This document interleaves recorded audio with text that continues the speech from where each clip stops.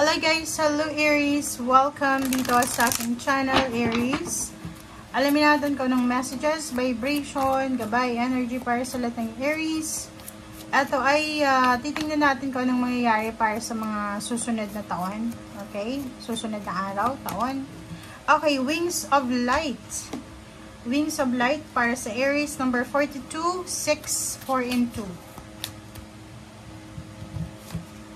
Okay, and illumination. Wow. So, maganda to. It's number 2 in number 42, which is 6. 6 is balanced. Number 2 is balanced then. Okay. So, Aries, nakikita ko sir dito na mag-i-illuminate yung buhay mo. Yung buong pagkatao mo. Etong 2025, parang resurrection to para sa'yo. Alam mo yung ano, mabubuhay kang muli. Parang ganon. It's a new life. Becoming something new, 'di ba?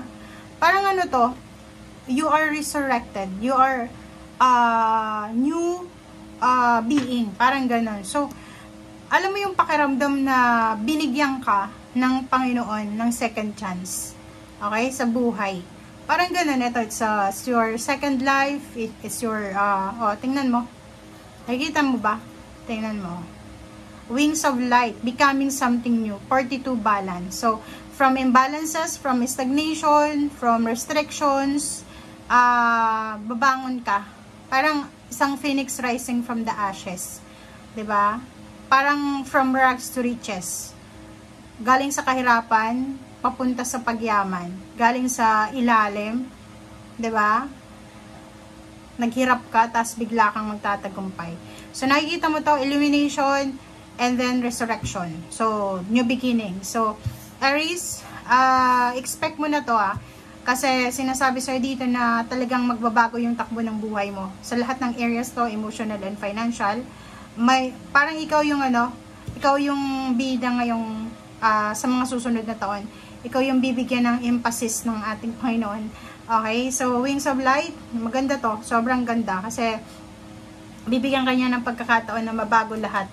Okay, makabalik sa dati, ma-recover yung lahat ng ma-recover, ma-reclaim yung power, 'di ba? So, 'yun ang nakikita natin.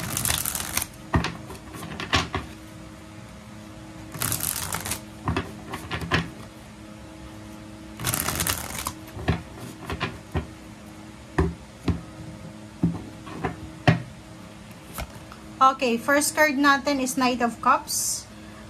Sa usaping emosyon, nakikita ko sa'yo dito na you are supported, you are guided ng mga tao sa paligid mo.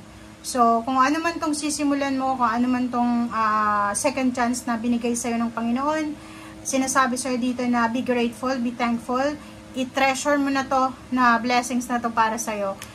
Usaping relationship, intimate, pwedeng you're looking for new love life, or pwedeng hiwalay ka sa asawa, hiwalay ka sa karelasyon, bibigyan ka ng pagkakataon ng universe na makatagpo ulit ng taong talagang nakadestiny sa'yo, or talagang dadamayan ka sa hirap at ginhawa. Okay? Page of Pentacles, same din sa money. Sa mga susunod na taon, buwan, hindi ka na masyadong maghihirap sa pera. Kasi, yun yung sinasabi sa'yo dito na you will be parang yun, resurrected talaga. Yung nakikita ko sa'yo dito, yung word na resurrection, ang nakikita ko na babangon ka talaga. So, nakikita ko na magiging sobrang hardworking ka, magbabago yung takbo ng buhay mo dito. Okay? So, Eight of Pentacles, nakikita ko sa'yo dito na mas magpo-focus ka sa trabaho, magpo-focus ka sa ginagawa mo. Okay? Focus ka sa, like, if you have business, sa business ka magpo-focus. Siguro kung dati tamad ka, or dati tinatamad ka, or dati ano ka lang easy go lucky. But ngayon, simula ngayong 2025 onwards sa mga susunod pang taon, mas magfo-focus ka kasi parang marami kang na-realize this year na kailangan mo palang ganito ganyan. Okay? So, Page of Wands, Nine of Wands. So, sinasabi sir dito ng barahan na marami kang sisimulan, marami kang plano na posibleng gagawin.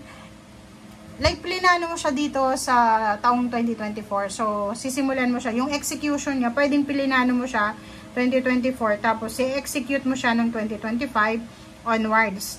So, nakikita ko sa'yo dito na may mga chances or pagkakataon na mapapagod ka syempre. But, Normal yun eh, 'di ba? Lahat ng tao napapagod, kahit nga tambay napapagod, 'di ba? Napapagod sila sa kauupo, sa kakahiga, 'di ba? Yung mga marites nga napapagod din. What more itong trabaho ka ng trabaho, focus ka sa ginagawa mo, syempre mapapagod ka. But if in case mapagod ka, magpahinga ka, and yun, balik agad sa ginagawa. Okay? So, Eight of Cups, nakikita natin dito na isang Aries ang posibleng mag-move on sa mga heartaches, pain, and losses niya. Especially sa intimate relationship, nawala ng asawa, nawala ng karelasyon. And yung iba naman, nawala ng trabaho, nawala ng pera, nawala ng negosyo. Sinasabi dito na may relocation, may travel, may movement, may action, may progress, may growth. So, kikita ko sa'yo dito na eto na yung boost na matagal mo nang pinagpipraise sa Panginoon. Okay?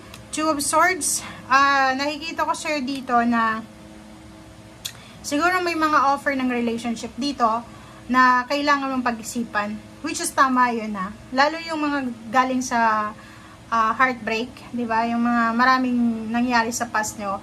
Sinasabi sir dito na yun, pag-isipan mong mabuti, huwag kang padadala sa mga matatamis na dila, babae ka man or lalaki. And everything happens for a reason. May sikreto or may hidden message yung nangyayari sa buhay mo sa ngayon. So, sa darating na panahon, may intindihan mo yon. So, nakikita ko sa'yo dito, may iba sa inyo dito, kahit gusto nyo nang mag-move on, hindi pa rin kayo maka-move on kasi nakikita nyo pa rin yung taong yon. Parang, pwedeng kapitbahay nyo, or kung sino man siya. Okay? Knight of Swords, nakikita ko sa'yo dito na umiwas, yung temptation lang, is umiwas ka lang doon sa mga bad influences. Okay? Or bad influence or bad influencers. Kung may mga tao dyan sa buhay mo na like bisyo, mga unhealthy habits, yung mga tao na alam nilang mali yung ginagawa mo, itinotolerate ka nila, which is mali. Kailangan mong umiwas sa kanila. Umiwas ka doon sa mga taong nasaktan ka na ng ilang beses. Oras na to para sarili mo naman yung isipin mo. Okay? Tingnan natin sa ilalim, guys. Yung ilalim niya is the Tower. So, etong the Tower is transformation siya. So, sinasabi ng bara sa'yo dito na talagang magta-transform yung buhay mo. Okay? Siguro bumagsak ka dati, but this year or the next years, bibigyan ka ng pagkakataon ng universe na maka-recover, makatayo ulit, okay? Maitatag ulit yung foundation mo, maayos ulit yung gumigewang-gewang na foundation sa buhay mo, mga away sa pamilya, problema sa pera, problema sa relasyon, so kung ano pa man or career. Okay? Thank you guys for watching and see you again. Bye!